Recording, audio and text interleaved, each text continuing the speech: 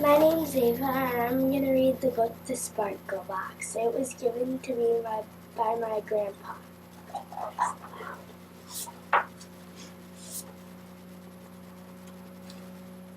Snowflakes swirled through the air as Sam and his mom stopped to look in the toy store window. With Christmas only a few weeks away, Sam needed to make his Christmas list. He tugged on his mom's sleeve and pointed to the train. He loved the shiny red engine. Later, as Sam and his mom curled up on the couch to read a Christmas book, something sparkly on the mantel caught his eye. "Mom, is this a present for me?" he asked. Sam's mom tousled his hair. "It's a special gift called a Sparkle Box. We'll open it together later, but we need to fill it first." Sam was excited, but it was hard to wait. Driving home from school the next day, Sam's mom stopped at a building he had never been to before. She asked him to help her carry in food, some food, and blankets. Sam peeked into the bag he was carrying and noticed a box of macaroni and cheese, his favorite. "What are we doing with this stuff, Mom?" He smiled and said, We're giving it to people who don't have enough food to eat or blankets to keep them warm." But inside the building, Sam didn't see anyone who looked cold or hungry, just a nice lady with a big smile who thanked. On the way home, they drove by the park. It was dusk, and the pretty Christmas lights had just come out. As they stopped at a traffic light, Sam noticed someone on a bench curled up and sleeping. His mother noticed too. "That's someone who may get one of our blankets," she said softly. "He doesn't have anywhere to live." Sam felt bad. It would be sad not to have a home to live in. Sam hung up his coat. It was good to be home. As he sat at the kitchen table to have a snack, he noticed the Sparkle Box gleaming on the mantel.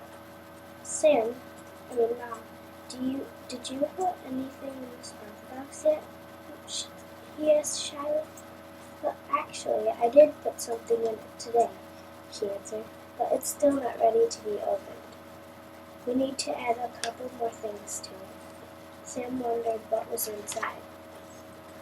The days flew by, and soon it was time for one of Sam's favorite events, the Christmas party at his dad's office. There was always a lot of delicious food and a present for every child at the party.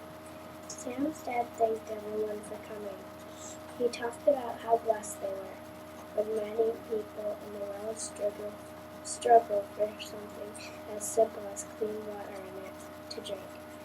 He said a village in Africa would receive a special gift this year, thanks to money donated by employees and their families. The gift was a well that would provide clean water for the entire village. Sam asked his mom if his family helped. "Yes, dear, we did."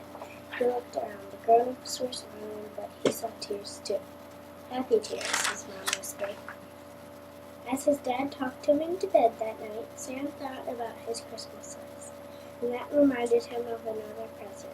"Daddy, did you and Mom fill up the Sparkle Box yet?" Sam asked. "Well, we added something to it tonight, but it's still not ready to be opened." Sam drifted off to sleep, imagining what could be inside. A few days later, Sam was filled with excitement as he shopped with his mom.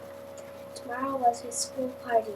There was a Christmas tree called a mitten tree, where the kids could hang mittens, hats, and scarves for people who needed them. Sam picked out the biggest pair of mittens he could find. He also bought a candy bar for himself with his own money.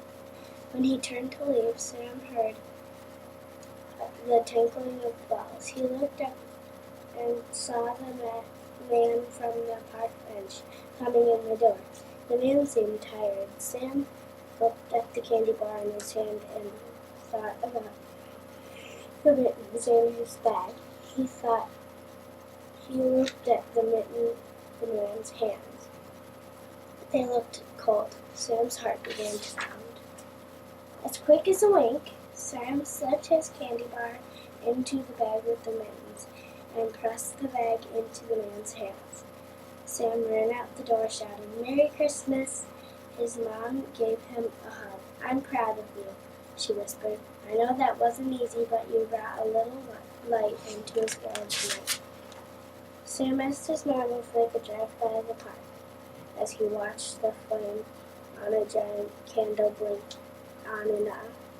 He thought about how unfair it was that some people didn't have a home to live in or food to eat. Soon it was Christmas Eve, the most special night of the year. Sam and his mom gathered at their church for a Christmas Eve service.